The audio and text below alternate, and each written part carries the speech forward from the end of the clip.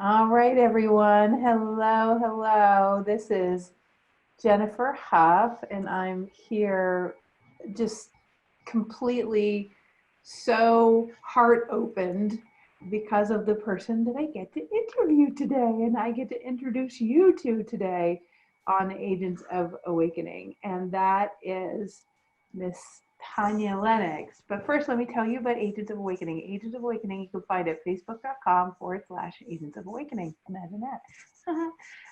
If you want to go over there, use the hashtag Agents of Awakening. And if this story really inspires you, or you know there's someone that could really hear what we're talking about today, which happens to be about power games. Today is about power games and how do we stay in our heart in the face, and how do we stay in our own reality in the face of so many people and institutions pulling on us everywhere? How do we stay in our truth? How do we remember the light? So, because that has very much to do with Tanya's story. So, remember, Agents of Awakening is all about building bridges to what's possible, and how just your normal person like you and I and Tanya and everyone that's listening right now, how as just a regular person, how does our life matter, and how do we make a difference, and how can we exercise our right to build a bridge to the world that we desire, no matter how big or how small the dream. So Miss Tanya, yay, I'm so happy. Another fellow Canadian today. So, Thank you. although these days I'm not really sure what it means to be from any country. I think now we're more like, for a better future, or we're kind of scared, it's more like, who cares what country you belong to? Right, right. We kind of belong to humanity. So let me share. So Tanya, what is your version of how we met or how we came to know each other? I was through my chiropractor because you came to do a talk, and I always supported the chiropractors' talks. And so, you were at Diane Randall's clinic, and so I went in to hear you, and and that's where I met you.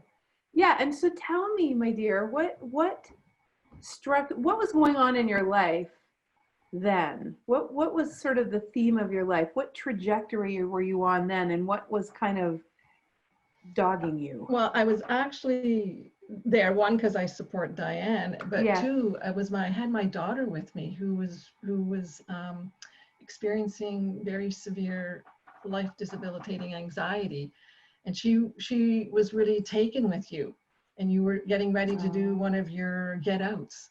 And she said, I really want to do this. And I thought, well, I've done a lot of personal work. I don't know if this is so much for me, but for her to go, I needed to be with her. And so I went. But you said something to me at that get out that affected me profoundly. And really? What was that? We were going to do an exercise, and I came up to you and I said, based on my past and the fact that my daughter's here, I don't think this exercise is a good idea. Like, it's not feeling good. And you thought about it. We had a break, and you went, no, we're going to change things.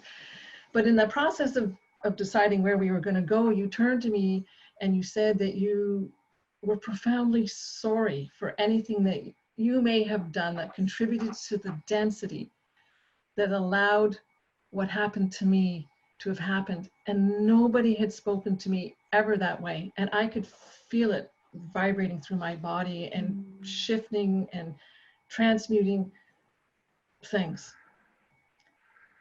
Yeah. Right. And it was that place for me of recognizing that, we've all asked to be where we are, and we've all contributed to the density that we're currently living in and have lived in. And now we're here to change that. Right. Yeah. And I can still feel that. You know what? I still feel it too.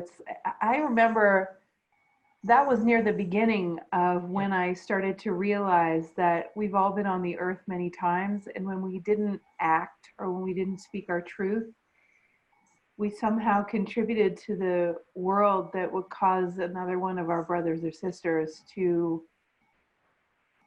experience what you experienced, which, you know, the purpose of today is to not necessarily go into the depths of what you experienced, but I'm going to use the word heinous.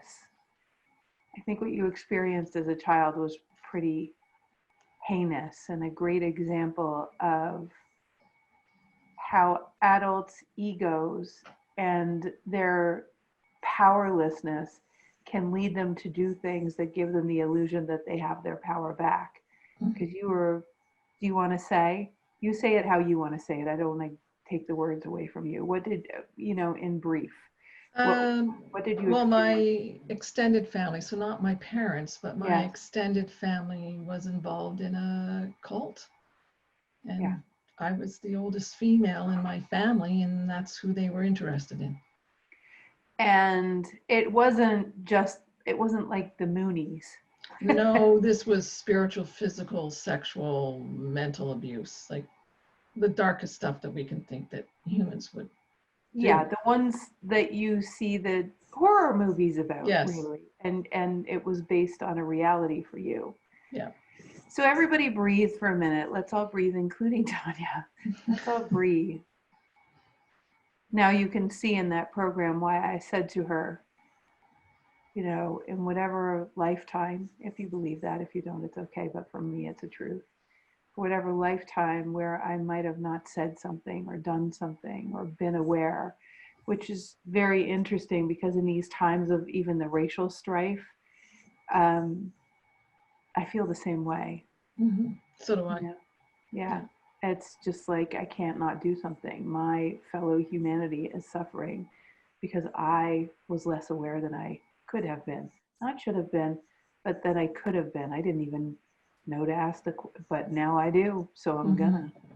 So what did that, now this applies to anyone who's ever, Tanya's story applies to anyone who's ever been feeling as though somebody else tried to superimpose a truth on you that felt so incongruent, whether it's your parents or your school or whatever. In her case, it's a pretty drastic version of that. How the hell did you stay? I'm just going to say it like it is. How did you not how did you not kill yourself or let them kill you or whatever? How did you not leave the planet?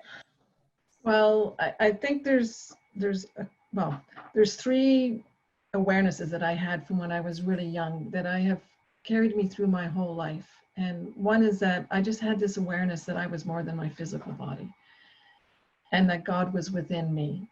And then the biggest one I used was that I could see all the beauty in nature. So I might not have been able to see the beauty in what was happening. In fact, I saw all the manipulation and the power games, but I had nature to go back and connect to. And when I connected to nature, there was a place where it fed my soul. There was a place where it rejuvenated me. And I would get inspirational messages from spirit. And that's what kept me going forward. It was like I put this over here. And then there was this other part of the world that I could connect to that felt like the greater truth than this. And like, how old were you at the time when you were wise enough to go into nature to get your, it's pretty, wow. Yeah, how old were you when you started to realize that there were deeper truths that surrounded you? I can remember going into nature as young as grade 3, like that really conscious memory that I need to go out into the woods. I love being in the woods. It was like maybe even younger, because my mom used to always plant flowers. My dad was in the army and we would move, but no matter where we lived, every summer mom would still plant flowers even though we were going to be moving.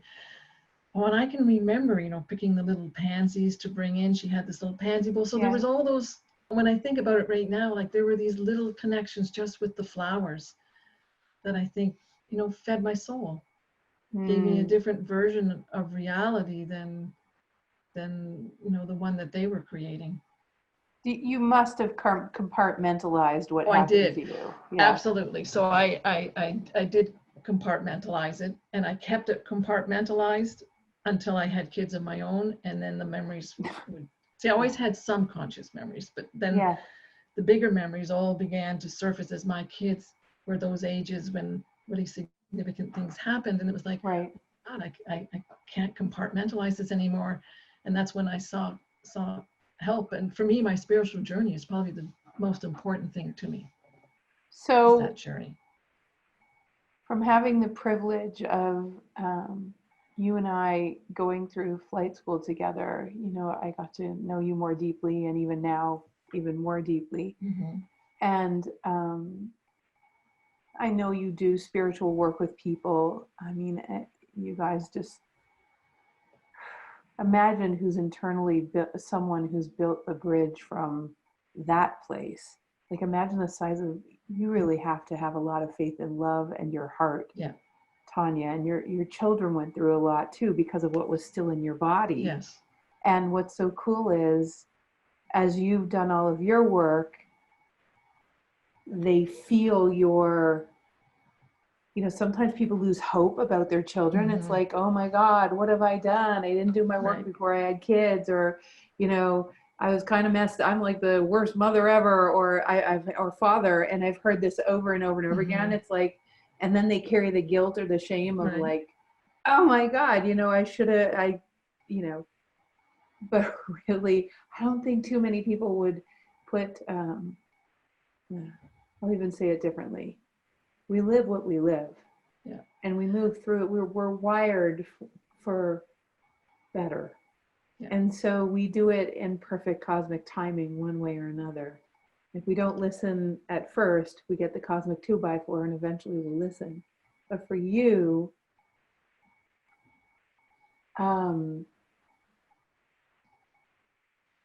what would you say to parents who think that maybe they messed up their children, or what would you say about that? What's your journey been about that? Well, I mean, there's times when I've absolutely felt that. And for me, it's coming back with compassion and owning it. So when I would, you know, flip out and maybe yell at one of my kids because I was being triggered by something else, it really had nothing to do with what they did. Yes. You know, I would sort of step back and then I would own it and apologize. It's like I would say, I am really sorry. This is really not about you. I mean, I don't, you know, what you did. There's some things we need to talk about that. But my reaction is an overreaction, and it's about me, and I apologize. And then for me, it would be to go in there and just to connect with that part. Like a lot of times that part just needed to be heard and be loved, right? And that was, you know, that's the spiritual journey. And then the self-compassion, huge self-compassion to recognize, you know, like you can get through this. You can get through this. You're finding tools and you can get through this. Yeah, I feel it. Yeah, and I would. Yeah. I was going to say, and I would just like to add too that I think for me part of my journey is that I realized as I really moved deeply into my spiritual journey that I really felt like this is, you know, it's hard to comprehend, but I really feel on some level I chose to come into what I came into to bring the light, to be a bridge into that density, to begin to break up that density. Not to say that that density is all gone. That was a childhood little piece, right? Oh my goodness, my love will be enough and the world will be beautiful again. But no, but there's to begin to break it up. Yeah, well, there's also a certain truth to that, childlike innocence. And, you know, I really believe that we choose, but also consciousness gives us the option. It kind of knows who would be the best person for the job of having a big, you know, based on who you are and what your essence is, your heart is big enough to come into a situation like that and not end up in a mental hospital, honestly. And so, you know, I think about it, like there is,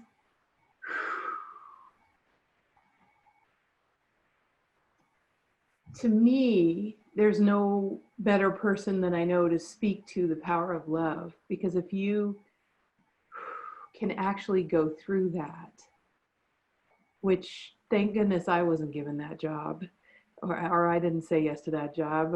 I'm not sure. I certainly have a heart big enough to understand someone who's been through that and to hold hold that energy. But man, girl, that is some kind of bridge that you built.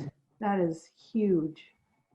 And I think it's only really been in the last, probably in flight school, really, when I really got it was just how powerful love is. Just how powerful love is. Right. You know, and I carry that, you know, not carry it, but I embody that. I use that. I go to that place when something comes out of that field and kind of throws me off. And I need to really feel that place of, you know, love. And I don't mean just romantic love, friendship love. I mean the essence love of who we are, that I don't even think we are fully wired to comprehend yet. But that love is so powerful, it can transmute anything. Yeah, Like I absolutely. really believe that. And I feel that. And I've experienced it. It was in the first 3 days of flight, and I don't want to flight school. Trust me, it was it's not about airplanes, you guys. Okay, so what I'm gonna do right now, because probably a lot of people don't know what flight school is. It's a 10-month program that I'm not going to talk about here, but maybe if Jeannie wants to post it and anyone wants to understand what that journey is, we can have the link down below, because I don't want to detract from the conversation. But Tanya, so there's a lot of polarity right now. There's a lot of cultive thinking. There's a lot of cultive thinking within even like, it's just very polarizing. Like, people are trying to get their power back by looking to ideologies. They're looking to other people's conspiracy theories, which I've even heard conspiracies about the conspiracies, and I've even heard conspiracies about the conspiracies of the conspiracies. And I'm like, I can only go to my own truth. Yeah. So what do you want to say to people as they get pulled by all the ideas and pulled by the political parties and get triggered by their own fears, even in the racial conversation that I've been very humbled by? Oh my God, how humbling, as I do my research on how ignorant I've been, you know. So I'd love to know what you'd like to share with everyone about giving one's power away and how we stay in our own truth, because I can't imagine anyone better to speak to that than you. Okay. So there's a few things that pop in, and one for me is remembering that when we feel fear, it's coming from our egoic mind, and we're not in our heart. We've come up here and we're being caught by past beliefs, and we're projecting them into the future and our defense patterns. So for me, I feel we're really being called, humanity's being called in a moment now to really come into a place of really strong self-love, like we've never experienced before. And so it's using these tools that help bring us back into our hearts. And that can be different for everybody. Maybe it's listening to a wonderful piece of music. Maybe it's connecting with nature. And everybody talks a lot about gratitude, but it is so powerful to take a few moments. And what are you grateful for? And if we can make that, internalize that into what we're grateful about ourselves, then it's even more powerful. And then, because our heart knows the way, and then we can begin to connect to what feels expansive for us. And that brings me to another thing. And I learned this one from you. It's like, we've got all these things pulling us, and we're not sure maybe what to do. And for me, it's coming back to the heart. With whatever idea it is or whatever thought, what's feeling expansive for me? You know, the egoic might have a lot to say about it. No, you shouldn't do that. It's not a good idea. Blah blah blah. You can't afford it. You can't do this. You can't do that. But that's all up here. But when we come to here, and that concept or idea that's popped up is feeling expansive, then we've got the universe behind us.